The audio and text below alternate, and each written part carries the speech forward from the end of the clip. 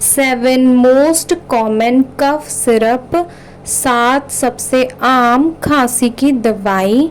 यानी जो खांसी का सिरप होता है वो कौन सा है? तो सबसे पहले आता है कॉफसिल्स, कॉफसिल्स, SILS,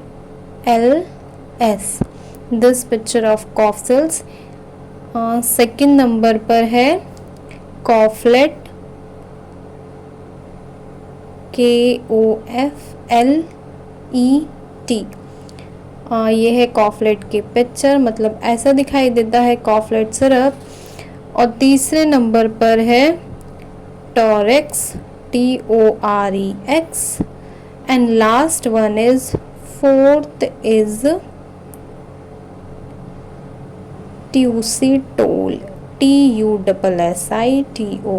सिरप।